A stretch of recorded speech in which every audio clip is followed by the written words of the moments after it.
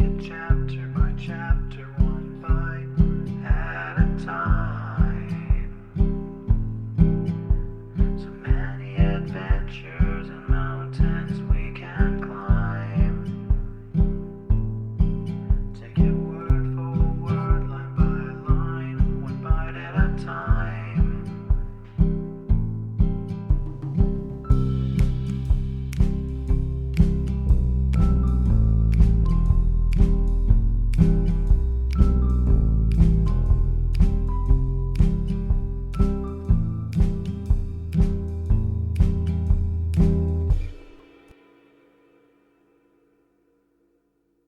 Welcome to Bite at a Time Books, where we read you your favorite classics one bite at a time.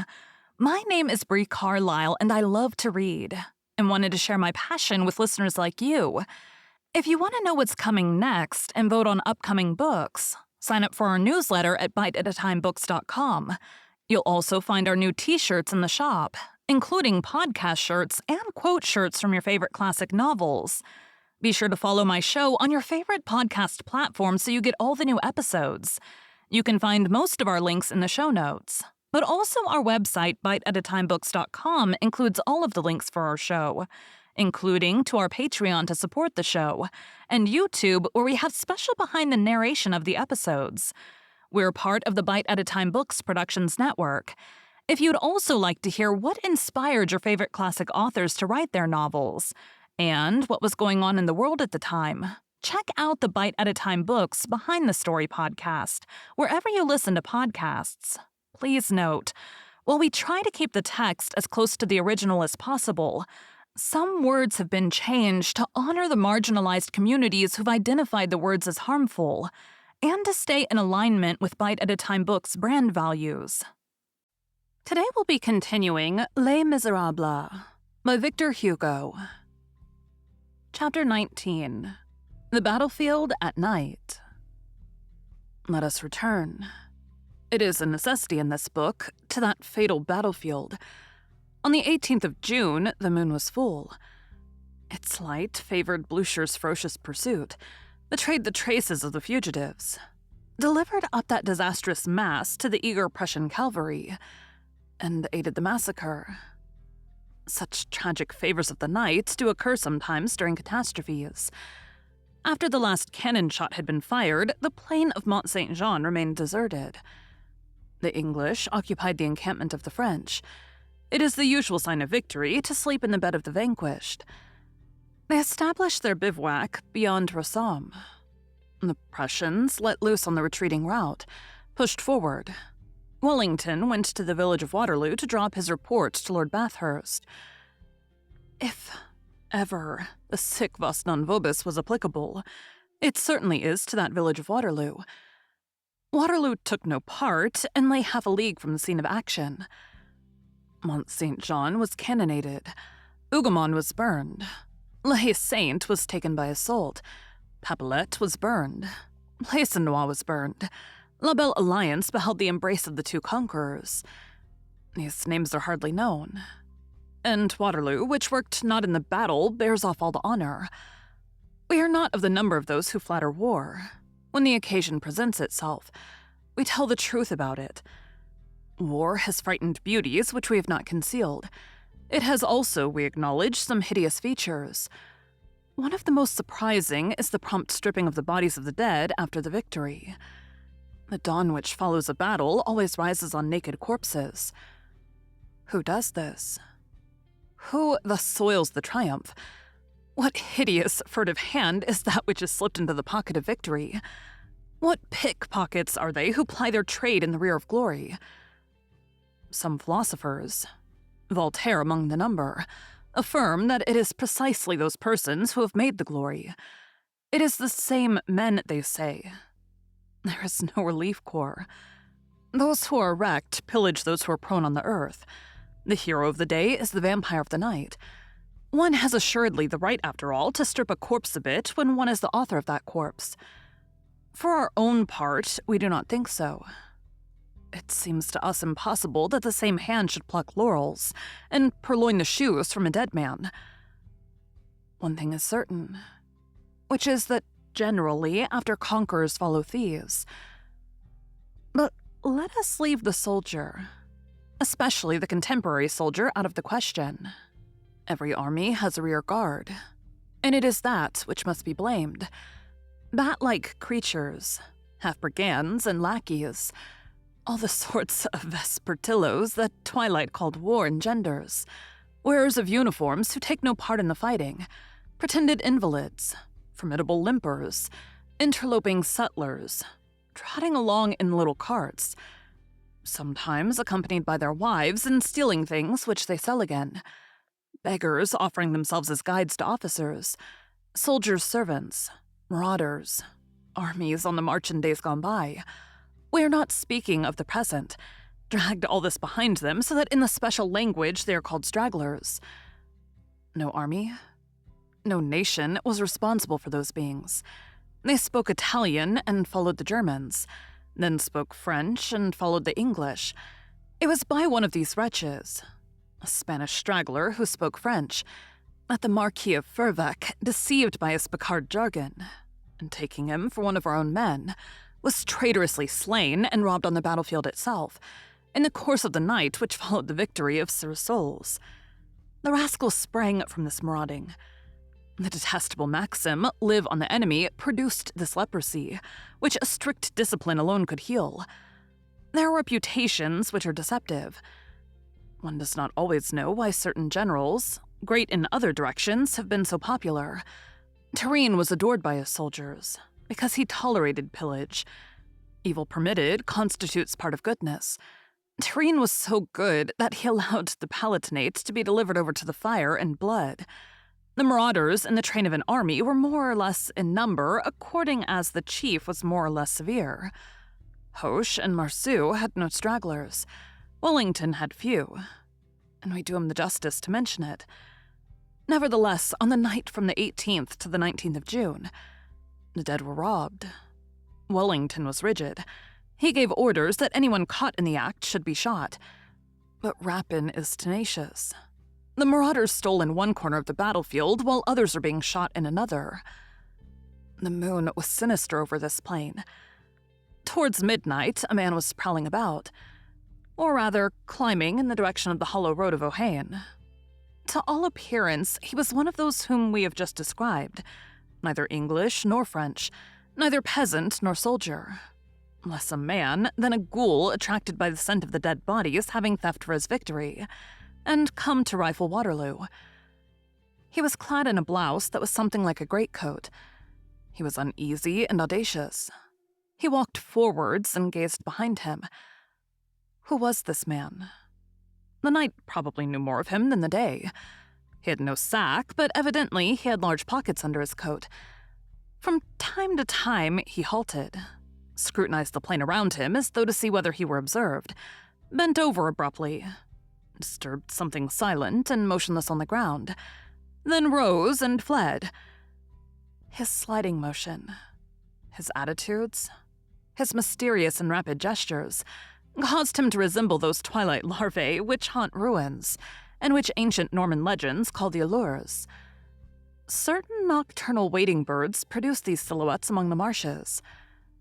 A glance capable of piercing all that mist deeply would have perceived at some distance a sort of little sutler's wagon with a fluted wicker hood, harnessed to a famished nag which was cropping the grass across its bit as it halted, hidden, as it were, behind the hovel which adjoins the highway to Nivelles, at the angle of the road from Mont-Saint-Jean to Braine-l'Oude, and in the wagon, a sort of woman seated on coffers and packages. Perhaps there was some connection between that wagon and that prowler. The darkness was serene. Not a cloud in the zenith. What matters it if the earth be red? The moon remains white. These are the indifferences of the sky. In the fields, branches of trees broken by grape shot, but not fallen, upheld by their bark, swayed gently in the breeze of night. A breath, almost a respiration, moved to the shrubbery. Quivers, which resembled the departures of souls, ran through the grass. In the distance, the coming and going of patrols and the general rounds of the English camp were audible. Hougoumont and La Haye Sainte continued to burn, forming one in the west, the other in the east. Two great flames which were joined by the cordon of bivouac fires of the English, like a necklace of rubies with two carbuncles at the extremities, as they extended in an immense semicircle over the hills along the horizon. We have described the catastrophe of the road of Ohain. The heart is terrified at the thought of what death must have been to so many brave men. If there is anything terrible, if there exists a reality which surpasses dreams, it is this: to live, to see the sun, to be in full possession of virile force, to possess health and joy, to laugh valiantly, to rush towards a glory which one sees dazzling in front of one, to feel in one's breast lungs which breathe, a heart which beats, a will which reasons, to speak, think, hope, love, to have a mother, to have a wife, to have children, to have the light. And all at once, in the space of a shout, in less than a minute, to sink into an abyss, to fall, to roll, to crush, to be crushed, to see ears of wheat, flowers, leaves, branches, not to be able to catch hold of anything, to feel one's sword useless, men beneath one, horses on top of one, to struggle in vain since one's bones have been broken by some kick in the darkness, to feel a heel which makes one's eyes start from their sockets, to bite horses' shoes in one's rage, to stifle, to yell, to writhe, to be beneath, and to say to oneself, "But just a little while ago I was a living man." There, where that lamentable disaster had uttered its death rattle, all was silence now. The edges of the hollow road were encumbered with horses and riders, inextricably heaped up, terrible entanglement. There was no longer any slope, for the corpses had leveled the road with the plain, and reached the brim like a well-filled bushel of barley. A heap of dead bodies in the upper part, a river of blood in the lower part. Such was that road on the evening of the 18th of June, 1815. The blood ran even to the Naval Highway, and there overflowed in a large pool in front of the abattis of trees, which barred the way at a spot which is still pointed out. It will be remembered that it was at the opposite point, in the direction of the Genappe road, that the destruction of the cuirasses had taken place. The thickness of the layer of bodies was proportioned to the depth of the hollow road. Towards the middle, at the point where it became level, where Delort's division had passed, the layer of corpses was thinner. The nocturnal prowler, whom we have just shown to the reader, was going in that direction. He was searching that vast tomb. He gazed about. He passed the dead in some sort of hideous review. He walked with his feet in the blood. All at once, he paused. A few paces in front of him, in the hollow road, at the point where the pile of dead came to an end, an open hand, illumined by the moon, projected from beneath that heap of men. That hand had on its finger something sparkling, which was a ring of gold. The man bent over, remained in a crouching attitude for a moment, and when he rose, there was no longer a ring on the hand. He did not precisely rise. He remained in a stooping and frightened attitude, with his back turned to the heap of dead, scanning the horizon on his knees, with the whole upper portion of his body supported on his two forefingers, which rested on the earth, and his head peering above the edge of the hollow road. The jackal's forepaws suit some actions. Then, coming to a decision, he rose to his feet. At that moment, he gave a terrible start. He felt someone clutch him from behind. He wheeled round. It was the open hand which had closed and had seized the skirt of his coat. An honest man would have been terrified. This man burst into a laugh. "Come," said he, "it's only a dead body. I prefer a spook to a gendarme." But the hand weakened and released him. Effort is quickly exhausted in the grave. "Well now," said the prowler, "is that dead fellow alive? Let's see." He bent down again, fumbled among the heap, pushed aside everything that was in his way, seized the hand, grasped the arm, freed the head, pulled out the body, and a few moments later, he was dragging the lifeless, or at least the unconscious man, through the shadows of Hollow Road. He was a cuirassier, an officer, and even an officer of considerable rank. A large gold epaulette peeped from beneath the cuirass.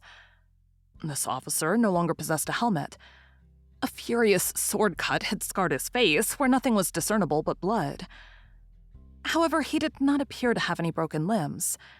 And by some happy chance, if that word is permissible here, the dead had been vaulted above him in such a manner as to preserve him from being crushed. His eyes were still closed. On the cuirass, he wore the silver cross of the Legion of Honor. The prowler tore off this cross, which disappeared into one of the gulfs which he had beneath his greatcoat.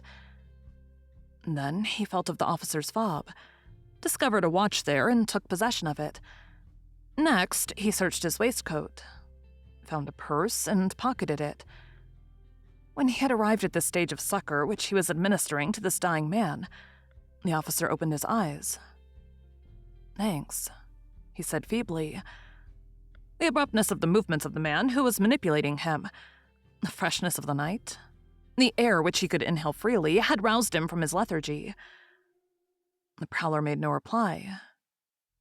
He raised his head. A sound of footsteps was audible in the plain. Some patrol was probably approaching. The officer murmured, for the death agony was still in his voice. "Who won the battle?" "The English," answered the prowler. The officer went on. "Look in my pockets. You will find a watch and a purse. Take them." It was already done. The prowler executed the required feint and said, "There is nothing there." "I've been robbed," said the officer. "I'm sorry for that. You should have had them." The steps of the patrol became more and more distinct. "Someone is coming," said the prowler with the movement of a man who's taking his departure. The officer raised his arm feebly and detained him. "You saved my life. Who are you?" The prowler answered rapidly and in a low voice. "Like yourself, I belonged to the French army. I must leave you. If they were to catch me, they would shoot me. I have saved your life. Now get out of the scrape yourself." "What is your rank?" "Sergeant." "What is your name?" "Thénardier." "I shall not forget that name," said the officer. "And do you remember mine?" "My name is Pontmercy." Thank you for joining Bite at a Time Books today, while we read a bite of one of your favorite classics. Again, my name is Bree Carlile, and I hope you come back tomorrow for the next bite of Les Miserables. Don't forget to sign up for our newsletter at biteatatimebooks.com and check out the shop. You can check out the show notes or our website, biteatatimebooks.com, for the rest of the links for our show. We'd love to hear from you on social media as well.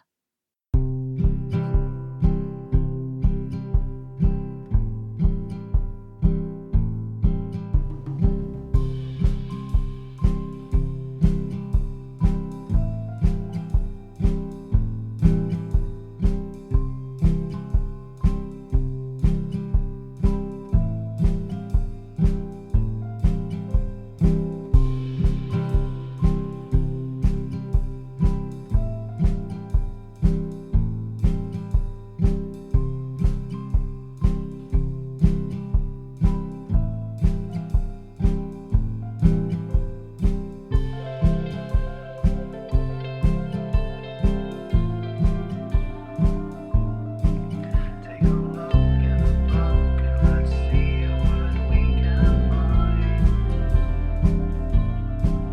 Taking chapter by chapter, one bite at a time. So many adventures and mountains we can climb. Take it word for word, line by line, one bite at a time.